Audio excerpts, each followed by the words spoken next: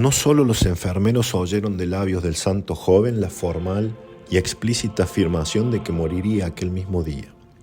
A varios otros aseguró lo mismo, y en particular a uno que, movido de compasión al ver lo que padecía a causa de una llaga formada en su muslo por estar echado siempre de aquel lado, le manifestó a Luis que, si bien sentía dolor en el alma por su pérdida, más por verle libre de aquellos acerbos dolores, deseaba que el Señor le librase de la cárcel del cuerpo, a lo cual respondió el santo con grande aseveración: «Esta noche moriré».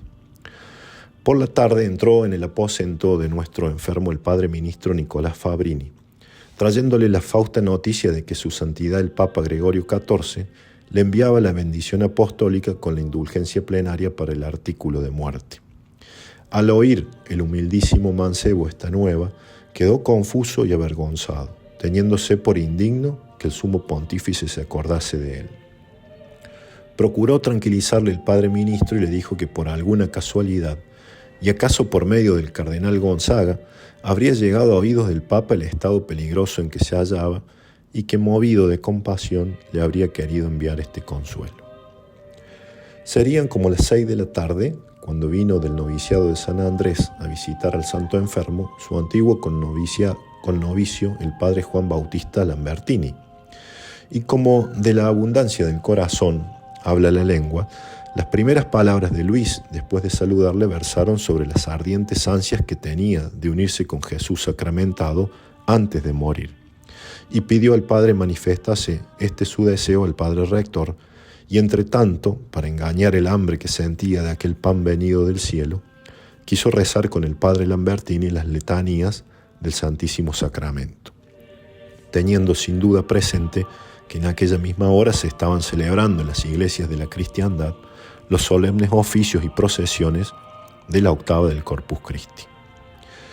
Estaban aún rezando las letanías cuando entró el padre rector, y al verle entrar pidióle se dignase concederle el consuelo de recibir el santo viático, alegando, por razón, como dice el padre Gelfucci, que si bien había ya comulgado por viático al principio de su enfermedad, y que después había recibido cada domingo la Sagrada Comunión conforme a la costumbre que se observa en nuestras enfermerías, con todo esto sentía grandes deseos de armarse otra vez con el santo viático para los postreros combates de la agonía.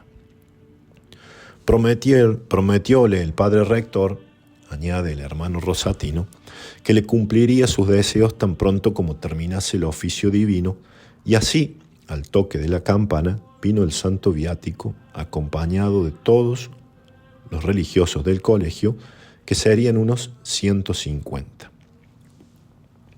Rezadas las preces del ritual, al acercarse el padre rector al enfermo, ostentando en su mano aquella hostia inmaculada que había sido durante toda su vida el centro de sus amores y el único imán de su corazón, no puede explicarse el santo júbilo que rebosaba en su alma y los ímpetus de fervorosa devoción con que saludaba a su Dios y Señor. Todos contemplaban absortos y conmovidos aquel semblante al cual los incendios de su alma comunicaban no sé qué de sobrehumano y celestial.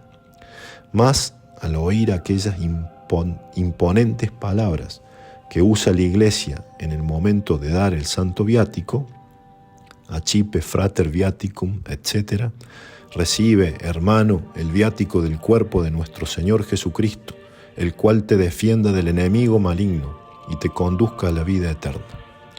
No pudiendo ya los circunstantes reprimir la vehemencia del sentimiento, prorrumpieron en deshecho llanto que no tardó en renovarse con la conmovedora escena que vamos a referir. En acabando Luis de dar gracias, después del viático, estando el aposento lleno de padres y hermanos que no acertaban a despedirse del santo enfermo, como advirtiese que el padre rector iba a salir, pidióle licencia para dar a todos sus hermanos aquel dulce y fraternal abrazo que suelen darse los de la compañía cuando van o vuelven de camino. Accedió gustoso el padre a la petición, en tanto Luis, con un rostro radiante de alegría, dirigió una apacible mirada a su alrededor y viéndose rodeado de tantos padres y hermanos, a quienes amaba entrañablemente y de quienes era amado y venerado, abrió sus brazos y fue abrazando uno en pos de otro a todos los que allí estaban. A cada uno saludaba con alguna frase de regalado amor, ya encomendándose a sus oraciones, ya ofreciéndole las suyas para cuando se viese en la gloria del cielo. Con lo cual quedaron todos tan impresionados y enternecidos que apenas podían contestarle sino con lágrimas y sollozos. Dice el padre Chepari: poco después entró allí el padre provincial y le dijo: ¿qué hacemos, hermano Luis? Nos vamos, padre, contestó el santo. ¿A dónde? Al cielo, dijo Luis, con una boca de risa. ¿Cómo? ¿Al cielo queréis iros? Así lo espero de la infinita misericordia de Dios, replicó Luis, si no lo estorban mis pecados. Conmovido y enternecido con estas palabras, el padre Carmiñata, volviéndose a los que estaban presentes, díjoles en voz baja: ¿no oís cómo habla este ángel? Pues habla de su partida para el cielo, como hablaríamos nosotros de ir a Frascati. A eso de las 7 de la tarde, prosigue Chepari, estaba yo asistiéndole junto a su cama y con mi mano le sostenía la cabeza para aliviarle algún tanto su cansancio, mientras él, fijos los ojos en un pequeño crucifijo que tenía indulgencia plenaria para la hora de la muerte, estaba absorto en alta contemplación. En esto levanta la mano y se quita el gorro que tenía en la cabeza, creyendo yo que lo había hecho casualmente con las ansias de la muerte, volví a ponérselo sin decirle nada, pero de ahí a poco se lo volvió a quitar. Púseselo por segunda vez diciéndole: dejadlo estar, hermano Luis, porque no os haga daño en la cabeza el fresco de la tarde. Señalóme él entonces el crucifijo con los ojos y díjome: Cristo murió, no tenía nada en la cabeza. Con las cuales palabras me causó devoción y compunción juntamente. El padre Darío Tamburelli, que era estudiante en el colegio romano en ese momento, escribe lo siguiente en los procesos.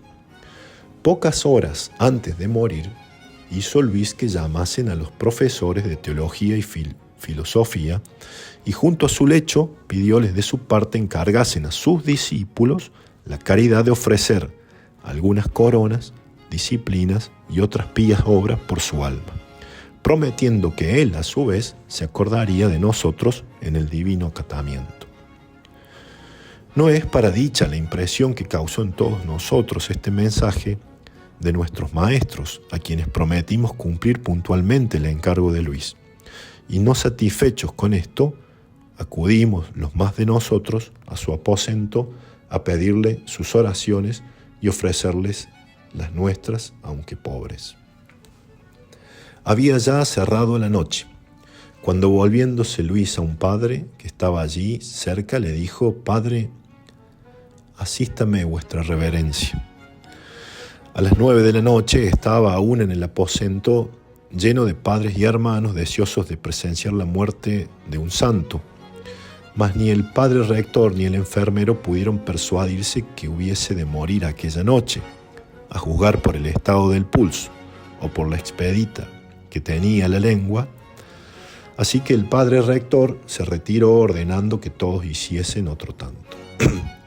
Y por más que varios hicieron instancias para quedarse con su amado, no se le concedió, diciéndoles que él sería el primero en quedarse si viese alguna probabilidad de que hubiese de morir aquella noche. Obedecieron todos, aunque se les arrancaba el alma al separarse de Luis, a quien ya no esperaban volver a ver en esta vida. Quedáronse para asistirles durante aquella noche los padres Fabrini, Gelfucci y el padre Belarmino, el cual dejó encargado al bendito joven que se le avisase cuando le pareciese ser tiempo de hacerle la recomendación del alma. Respondió Luis que así lo haría y en efecto, al cabo de un breve rato, le dijo: «Padre, ya es llegada la hora». Entonces, arrodillándose el padre al lado de la cama, rezó las preces de los moribundos, acompañándole los otros dos padres arriba mencionados. Terminada la recomendación del alma, el padre ministro observase que el enfermo se hallaba algo mejor, sin que descubriese en él ninguna señal de próxima agonía. Dijo al padre Belarmino que podía retirarse sin cuidado a descansar, prometiéndole avisarle en caso de sobrevenirle alguna novedad al enfermo. Mas no satisfecho con estas seguridades, el padre Belarmino, que deseaba a todo trance asistir a la muerte de su amadísimo hijo espiritual, quiso saber el parecer del hermano enfermero antes de irse a descansar.